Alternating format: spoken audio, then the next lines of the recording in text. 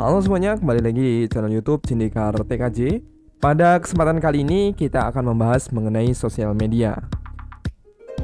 Sosial media telah menjadi salah satu elemen penting dalam kehidupan modern saat ini. Dari sekedar sarana berkomunikasi hingga menjadi sumber hiburan.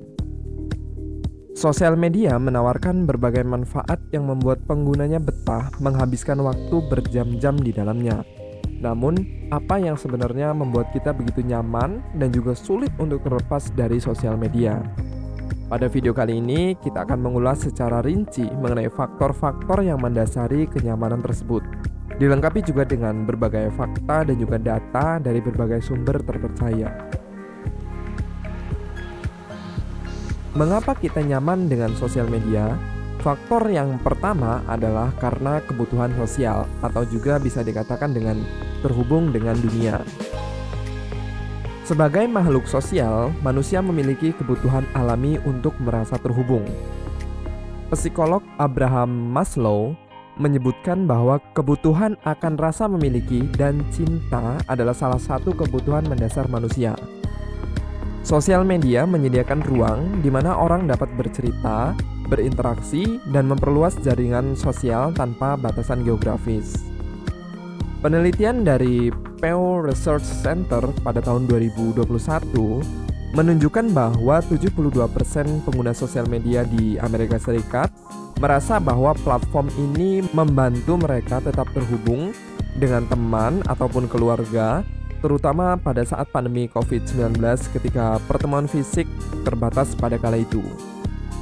Fitur seperti grup Facebook, grup WhatsApp, ataupun sosial media lainnya memungkinkan penggunanya menemukan orang-orang dengan minat yang sama. Kemudian juga dengan adanya hal ini memperkuat kebersamaan antar mereka.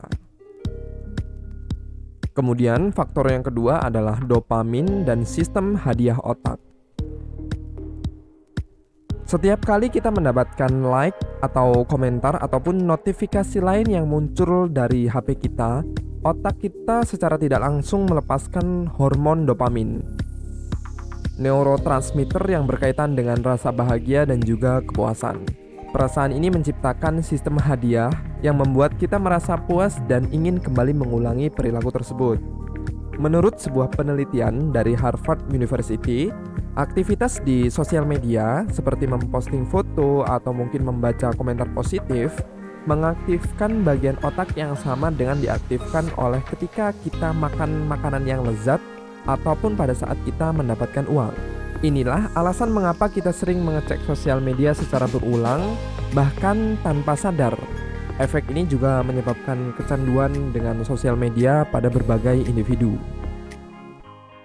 Faktor yang ketiga adalah personalitas konten oleh algoritma.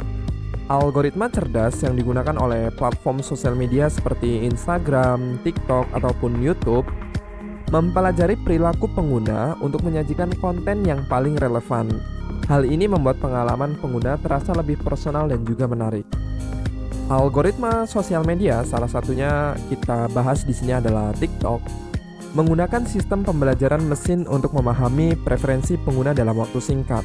Menurut laporan dari Wall Street Journal, TikTok hanya membutuhkan waktu sekitar 70 menit untuk sepenuhnya mengenal profesi seorang pengguna baru. Dengan konten yang sesuai dengan minat, pengguna cenderung merasa terhibur dan terus ingin menggulir layar untuk menemukan hal-hal yang lebih baru. Faktor selanjutnya adalah peluang menunjukkan identitas diri. Sosial media memberikan ruang bagi penggunanya untuk mengekspresikan diri. Lewat foto, profil, status, atau mungkin video, pengguna bisa menunjukkan sisi terbaik dari dirinya sesuai dengan citra yang ingin ditampilkan. Menurut sebuah studi yang diterbitkan dalam Journal of Research in Personality pada tahun 2018, sosial media memungkinkan orang untuk mengolah bagaimana mereka ingin dilihat oleh orang lain, baik itu secara individu kreatif, cerdas, ataupun hanya sekedar untuk popularitas. Faktor yang selanjutnya adalah FOMO. Untuk Gen Z saat ini tentunya tidak asing dengan istilah FOMO atau kepanjangannya adalah Fear of Missing Out atau rasa takut akan ketinggalan suatu informasi. FOMO bisa diartikan juga sebagai perasaan cemas yang muncul ketika kita merasa ada informasi atau pengalaman yang terlewatkan. Sosial media memperparah perasaan ini karena informasi akan terus-menerus muncul secara real time. Faktor yang selanjutnya adalah hiburan instan dan pelarian dari stres.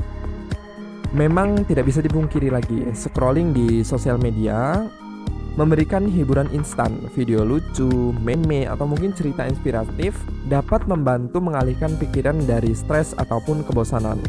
Sebuah survei dari American Psychological Association atau disingkat dengan APA pada tahun 2020 menunjukkan bahwa 48% orang dewasa menggunakan sosial media sebagai cara untuk mengatasi stres, meskipun sebenarnya efeknya itu hanya bersifat sementara. Banyak pengguna mengandalkan platform seperti TikTok atau mungkin YouTube untuk menghibur diri setelah mereka lelah dalam sehari bekerja. Kemudian faktor selanjutnya adalah efek sosial media pada kebiasaan harian. Sosial media juga memberikan kenyamanan karena mereka telah menjadi bagian dari rutinitas harian, mulai dari mengecek berita pagi hingga berbagai aktivitas harian. Platform ini telah menyatu dengan kehidupan sehari-hari kita. Data dari Data Portal pada tahun 2023 menunjukkan bahwa rata-rata pengguna internet di dunia menghabiskan 2 jam 31 menit per hari di sosial media. Aktivitas ini menjadikan kebiasaan yang sulit untuk dilepaskan. Bahkan saat kita sadar bahwa kita mungkin sudah menghabiskan terlalu banyak waktu di layar smartphone kita. Nah, itu tadi merupakan beberapa faktor yang menyebabkan kita nyaman untuk berada di sosial media. Kita nyaman dalam 1 atau bahkan 2 jam untuk menatap HP kita secara tidak sadar. Kenyamanan kita dengan sosial media didorong oleh kombinasi faktor antara psikologis, teknologi, dan juga sosial. Dari pelepasan dopamin hingga personalisasi konten oleh algoritma. Semuanya dirancang untuk menjaga perhatian dan keterlibatan kita. Meskipun sosial media menawarkan banyak manfaat, penting bagi kita untuk menggunakannya secara bijak agar tetap memberikan dampak positif bagi kehidupan kita. Bagaimana pengalaman kamu dengan sosial media? Apakah ada faktor lain yang membuat kamu merasa nyaman untuk berada di sosial media? Yuk bareng-bareng kita diskusikan di kolom komentar. Jangan lupa untuk di-subscribe pada channel ini biar kamu gak ketinggalan mengenai pembahasan menarik lainnya. Terima kasih, sampai jumpa di video selanjutnya.